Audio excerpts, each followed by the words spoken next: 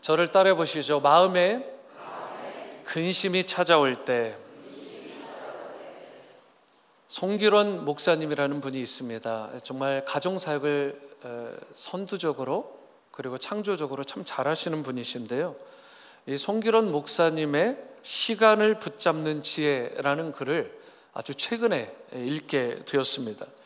거기에 보면 프랑스의 잔 루이즈 칼망이란 할머니에 대한 내용이 실려 있는데요, 칼망 할머니는 조선이 개항하기도 전인 1875년에 태어나서 1997년에 숨을 거두셨습니다. 계산해 보시겠어요? 모세가 몇 세를 살았죠? 120세, 그렇죠? 근데 이 칼망 할머니는 122세, 그것도 생일을 지나셔서 5개월 하고도 14일을 더 사셨습니다. 현재까지 기네스 세계 기록에 따르면 세계 최장수 기록을 보유하신 분이 이 칼망 할머니이신데, 이분이 참 또 더 대단한 건 85세가 되어서 펜싱을 배웠습니다. 별로 놀라지도 않았어요. 나는 그쯤이야 이러면서. 85세 때 펜싱을 배웠고요, 100세가 된 나이에도 자전거를 계속 타고 다니셨답니다. 안 놀랐어요 요즘에? 세상을 떠나기 전에서야 바로 돌아가시기 불과 얼마 전에 시력과 청력을 잃을 정도로 122세가 될 때까지 모든 오감이 다 건강하셨고, 거기에다가 정신도 매우 또렷하셨다고 그래요. 이렇게 할머니에게 질문을 했다고 그래요. 할머니가 오래 사신 장수의 비결을 물은 거죠. 기자가 물었는데요, 어떻게 그렇게 건강하게 그것도 오래 사시게 되셨냐고.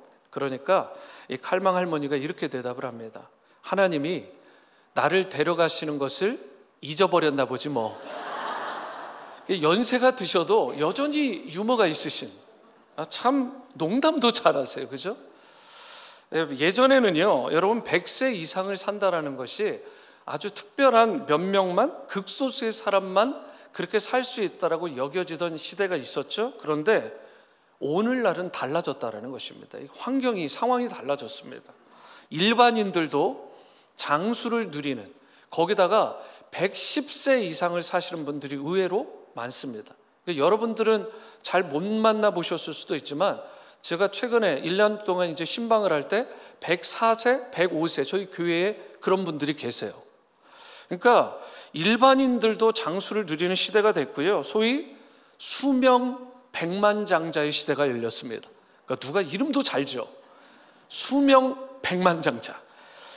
제가 딱 보니까 이건 써먹어야 되겠다 싶더라고요. 여러분 성경에 보면 모세가요, 그의 눈이 흐려지지 않았다, 빛을 잃지 않았다라고 기록이 되어 있어요.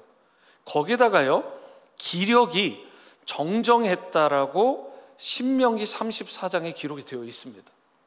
죽는 날까지 그의 눈이 좋았다라는 거, 그의 눈이 빛을 잃지 않았다라는 건 이런 말 아니겠어요?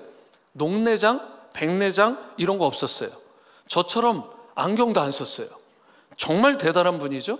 고혈압, 신부전, 부정맥의 심혈관 질환, 거기에 폐질환이나 당뇨, 만성신부전, 관절장애, 비만 등의 기저질환도 없는 그야말로 웰빙을 사셨습니다. 이분이 모세예요.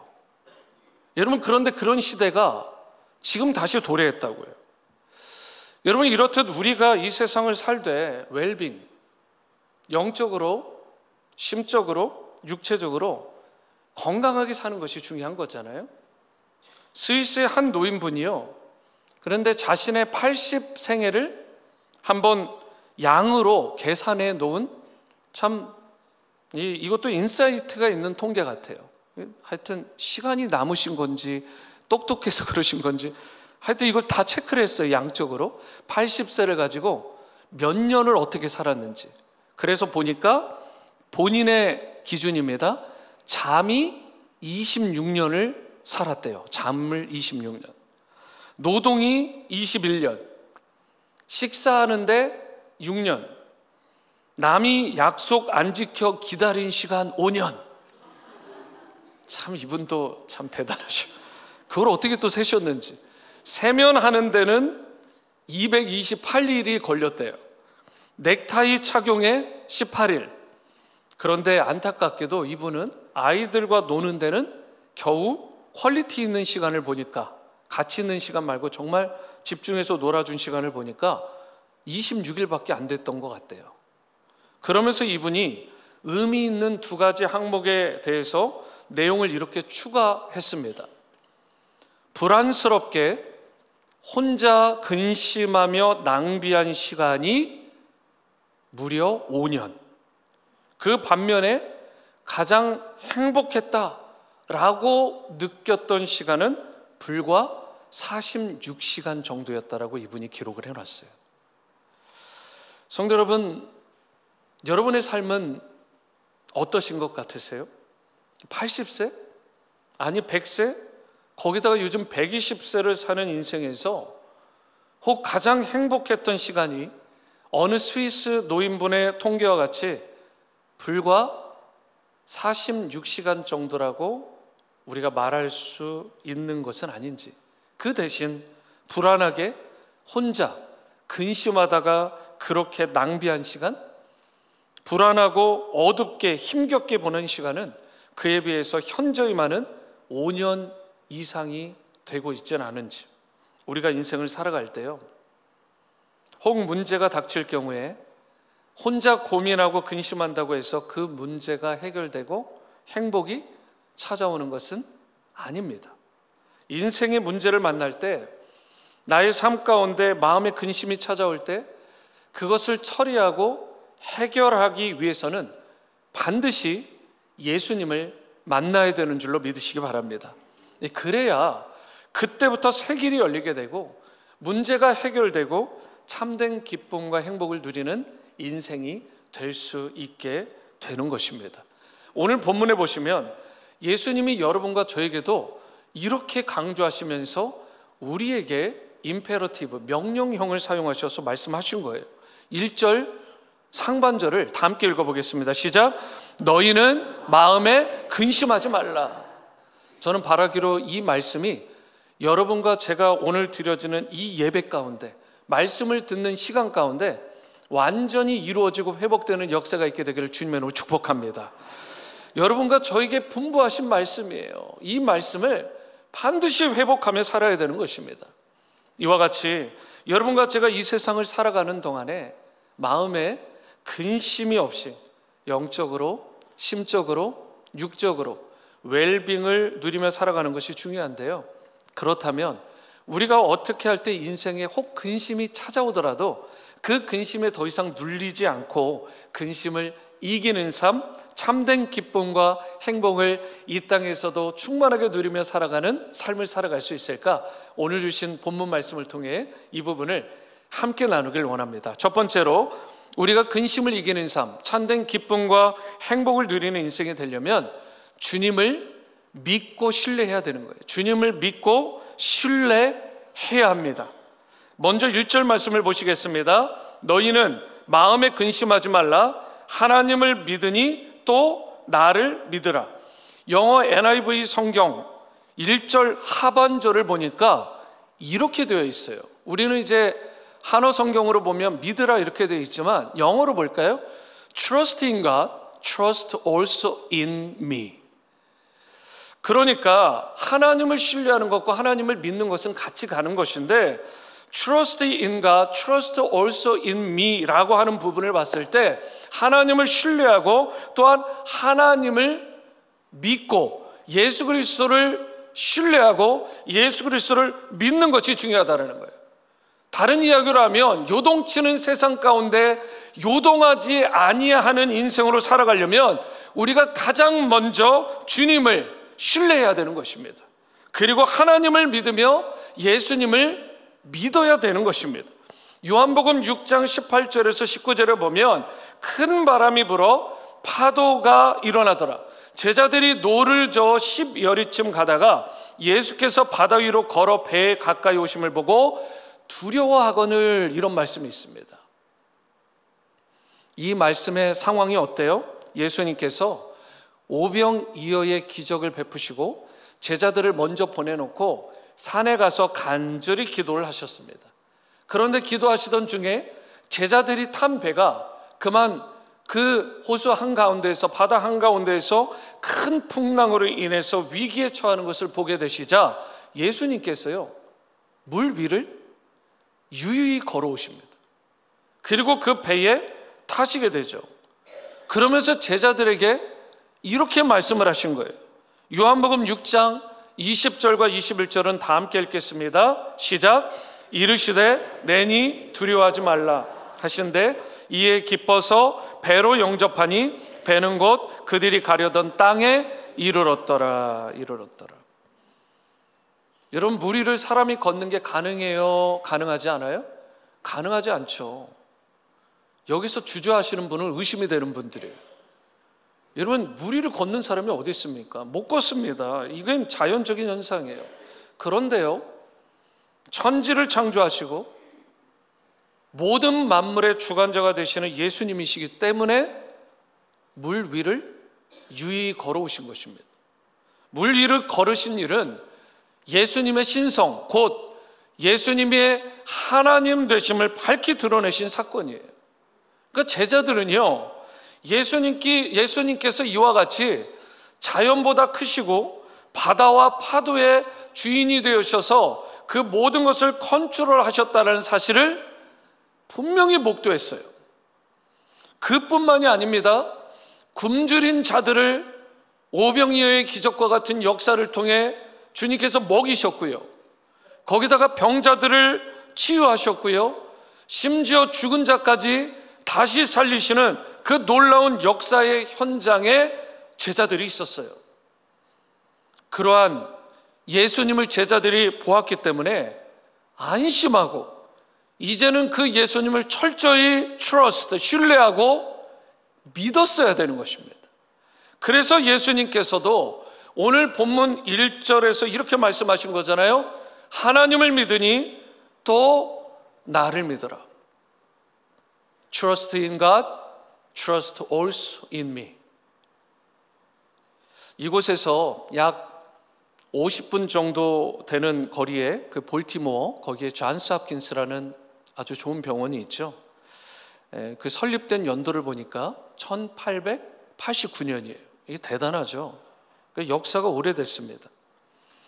그래서 대략 한 130년 동안 수많은 최초 발견, 거기다가 과감한 임상 적용을 통해서 이런 닉네임을 얻게 됐습니다.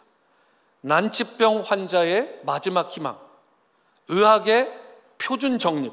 이게 대단한 찬사죠. 그런 병원이 근처에 있는 것입니다. 거기다 로컬 브랜치 같은 경우는 이 근처에도 또 있죠.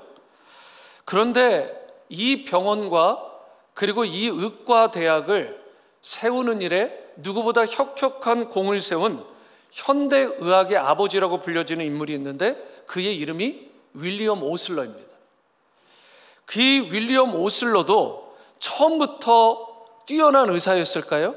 안 그랬을 거 아닙니까? 풋내기, 새내기 시절이 있었겠죠. 그런데 이 사람이 앞날에 특별히 대학에 대한 걱정, 불안, 그것으로 막 근심하고 있고 앞으로 자신의 진로가, 장래가 어떻게 될지에 대해서 매우 걱정하고 염려하고 있었을 때 그가 그런 어두운 터널 가운데 있었을 때 그를 끄집어낸 하나의 문구를 책에서 보게 돼요.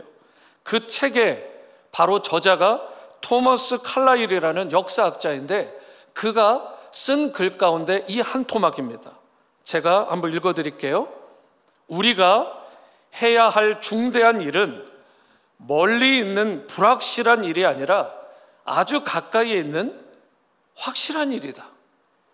그러니까 대부분의 사람들이 그냥 쓱 하고 지나갈 수 있는 문구인데요, 이런 뜻이에요. 이 말은요, 많은 사람들이 잘 알 수 없는 내일로 인해서, 미래로 인해서 마음에 근심하며 살아가고 있기 때문에 정작 오늘에 최선을 다하고 있지 못하다라는 거예요.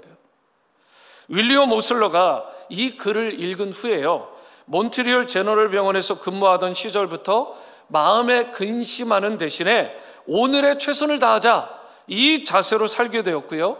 그가 뛰어난 의사가 된 후에는 예일대학에서 이렇게 연설하면서 유명한 말 하나를 또 남기게 됩니다. 미래는 오늘뿐이다. 미래 안에 내일이란 없다. 사람이 구원받을 수 있는 날은 바로 오늘이지 내일이 아니다. 대단한 말 아닙니까? 여러분, 그 대학에서 연설하면서도 자신에게 주어진 지금이라는 시간을 생명을 주는 일, 복음을 전파하는 일에 그가 사용한 거예요. 그러면서 무엇을 강조했어요? 주 예수 그리스도를 자신의 구원자로 주님으로 영접하는 일은 내일이 없다.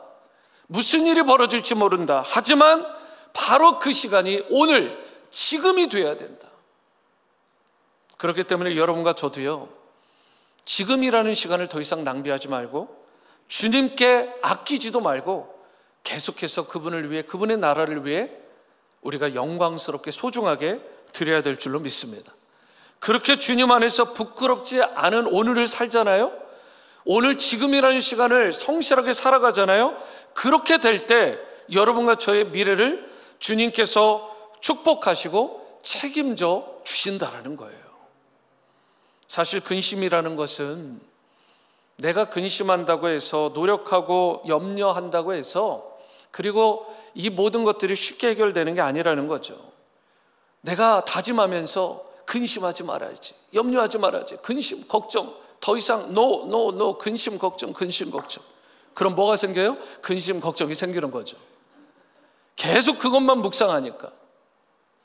근심을 묵상할 시간에 저와 여러분들이 주님을 묵상할 수 있게 되기를 바랍니다. 여러분, 근심하는 그 순간 우리는 무너지는 거예요. 그렇기 때문에 창조자가 되시고 공급자가 되시고 주권자가 되신 그 전능하신 그분을 trust, 신뢰하며 의지하기를 바로 지금부터, 바로 오늘 이 순간부터 실천하는 여러분과 제가 될 수 있게 되기를 바랍니다.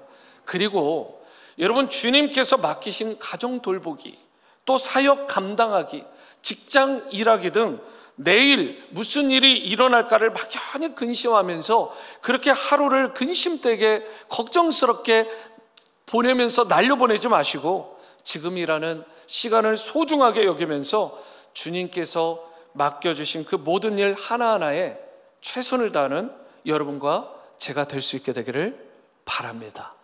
근심을 내어버려야 되는 거예요. 두 가지만 걱정하라라는 의미 있는 글이 있는데요, 한번 잘 들어보시기 바랍니다. 이게 속도가 약간 빠를 수 있어요. 잘 따라오셔야 돼요. 무슨 미닝인지. 너무 걱정하지 마라. 걱정할 거면 딱 두 가지만 걱정해라. 첫째, 지금 아픈가 안 아픈가. 안 아프면 걱정하지 마라. 둘째, 만약 아프면 거기서도 두 가지만 걱정해라.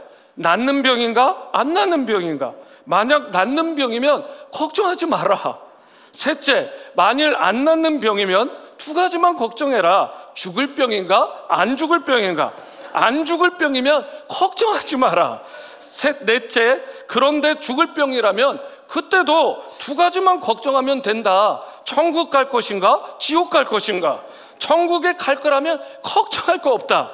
다섯째, 그런데 만약 지옥에 간다면 지옥 갈 사람이 무슨 걱정이냐. 사랑하는 여러분, 나에게 주어진 일을 염려한다고 해서 문제가 해결되지 않습니다.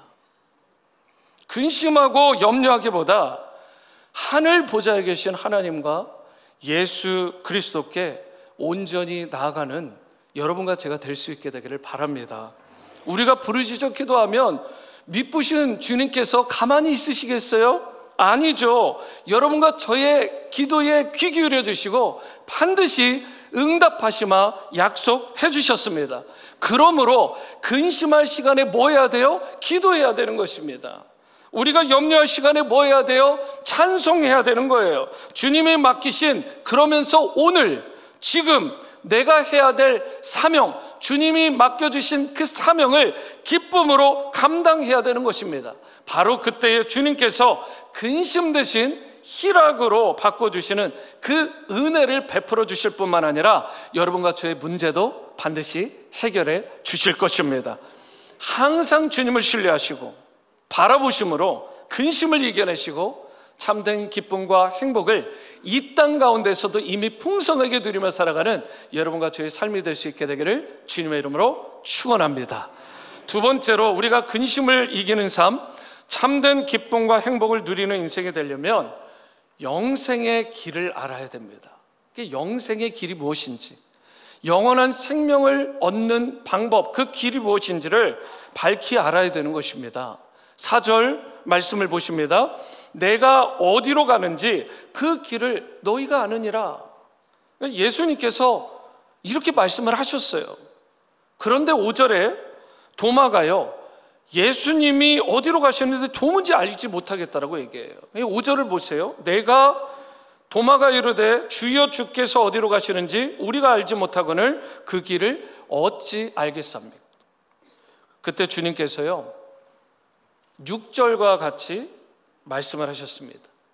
6절 말씀은 다 함께 읽겠습니다. 시작. 예수께서 이르시되 내가 곧 길이요 진리요 생명이니 나로 말미암지 않고는 아버지께로 올 자가 없느니라. 여러분 믿으십니까?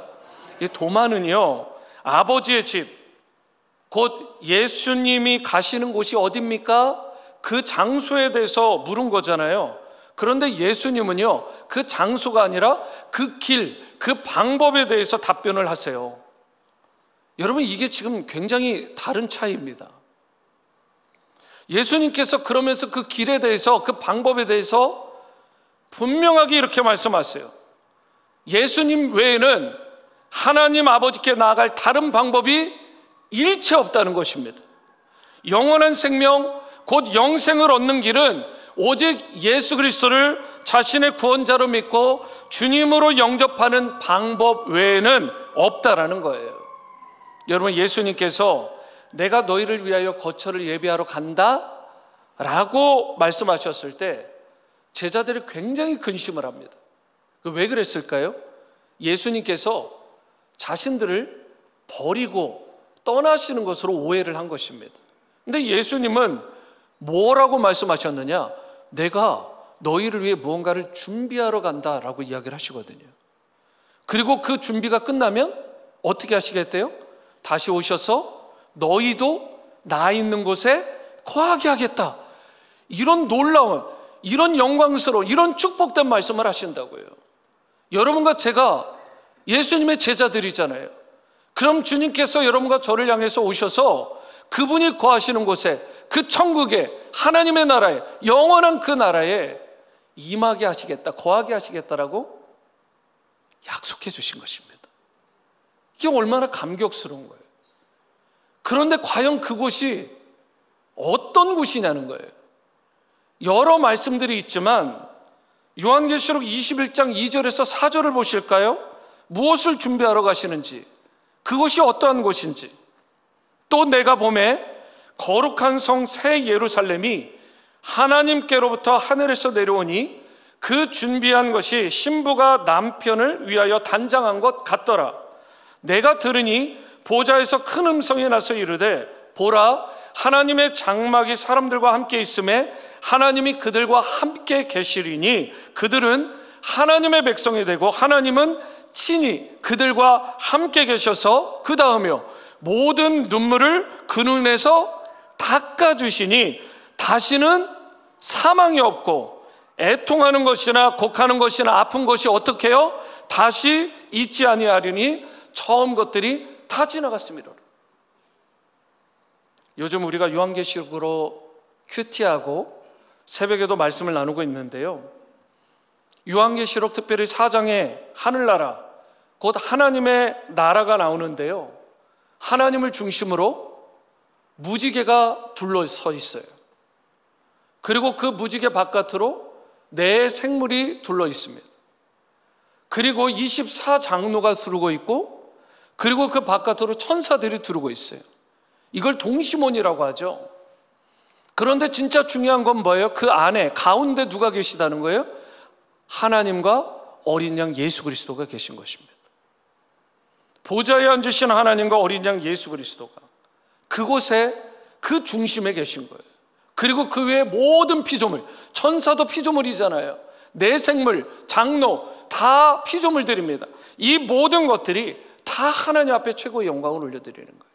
그런데요, 오늘 방금 전에 읽은 계시록 21장 2절에서 4절과 같이 그 다음 무슨 일을 일으켜 주세요? 모든 눈물을 닦아주신다. 더 이상 눈물이 나지 않아요. 다시는 사망이 없고요, 애통하는 것이나 곡하는 것이나 아픈 것도 없는, 그야말로 근심 제로 상태, 근심이 전혀 없는 천국을 여러분과 저에게 유업으로, 선물로 베풀어 주신다는 약속입니다. 그리고 예수님은요, 이 처소를 예비하시면, 다시 강조드리지만 다시 오십니다. 예수님 재림하십니다. 그렇게 오셔서 너 있는 곳에, 나 있는 곳에 너희도 있게 하겠다. 너희들도 그 천국에, 예수님이 거하시는 하늘나라에 거하게 하시겠다. 제자들은요, 문제가 뭐였냐면 그 당시에 이 사실을 알지도 못했고, 이 길이 도대체 무엇인지, 어떤 방법을 통해 그곳에 이를 수 있는지 아직 알지 못했던 거예요. 믿음이 없었던 것입니다. 예수님이 그들 앞에, 바로 앞에 있는데도 그들이 알지 못했다니까요. 그렇게 못 알아듣는 것입니다. 그런데 예수님께서 뭐라고 말씀하셨어요? 그 길, 영생을 얻고 천국에 이르는 유일한 길이 나다 라고 예수님이 친히 말씀하신 거예요. 오늘날 인생들이요, 세상에 수많은 사람들이 근심하고 신음하고 걱정하고 염려하는 주된 원인을 살펴보면 사실 다 영생의 길을 발견하지 못해서 그래요. 자신이 왜 근심하는지도 몰라서 그렇지, 조금만 깨달아서 대화를 해보면은요, 도대체 이터널 라이프, 영생을 어떻게 얻는지 그 길을 모르니까 답답해 죽겠는 거예요. 불안한 거예요. 근심으로 완전히 뒤싸여서 살아가는 것입니다. 길이요, 진리요, 생명 되신 예수님을 바로 알게 되잖아요.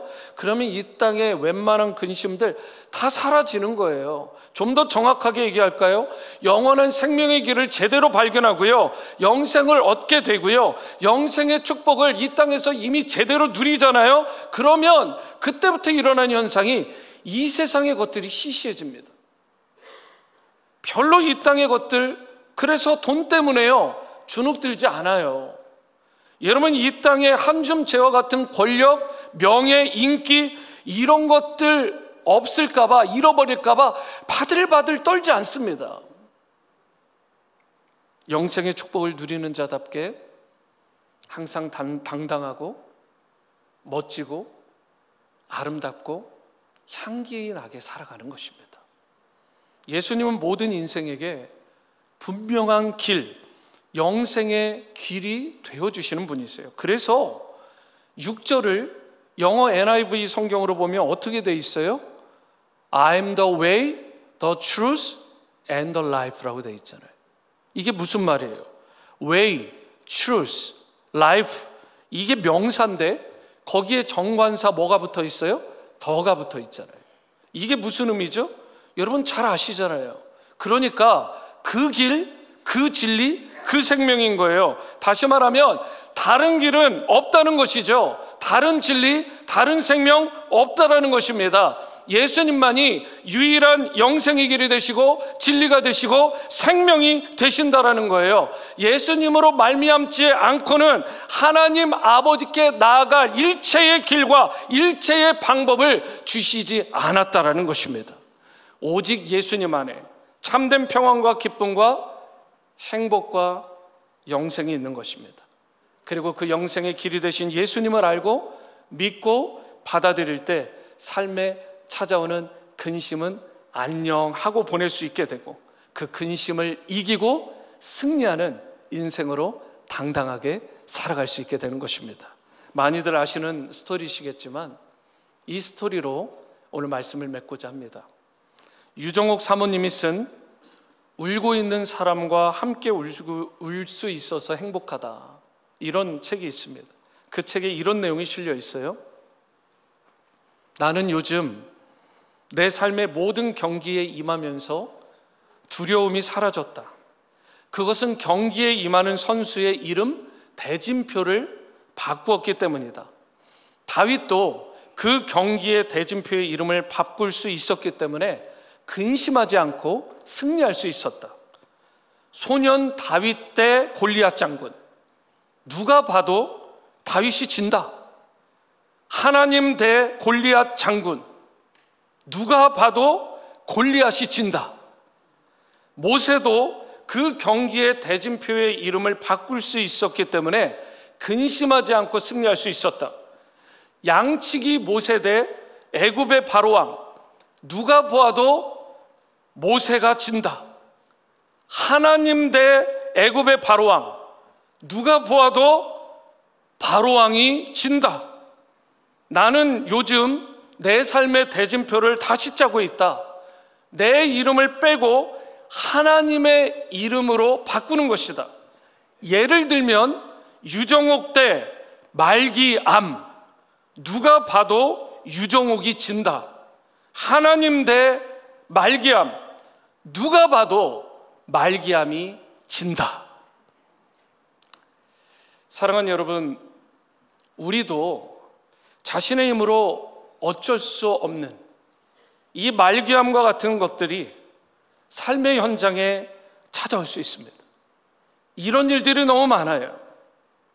그때 우리는 낙심에 눌리지 않고 이기는 길, 승리하는 방법을 확실히 알아야 되는 것입니다. 피할 도리가 없는 일에 대해서 근심하고 낙심하기보다 영생의 길이요 생명이요 진리가 되시는 그 예수님을 바르게 알고 그분께 전적으로 의탁하는, 그분을 트러스트, 신뢰하고 믿는 길로 여러분과 제가 나아갈 수 있게 되기를 바랍니다. 우리의 인생 참 연약합니다. 너무나 낙심하기 쉬운 존재들이에요. 그러나 이 세상에 근심된 일, 곤고한 일들이 많을지 모르지만 참 진리요 생명이요 길이 되신 예수님께 나가서 그분의 품에 안기는 여러분과 제가 가장 우선적으로 되어질 수 있게 되기를 바랍니다. 그리하여 마음의 근심이 씻은 듯이 사라지고 이 땅 가운데서 참된 기쁨과 행복을 풍성히 누리며 살아가는 그런 축복된 삶, 승리의 인생 다 살아가시게 되기를 주님의 이름으로 축원합니다.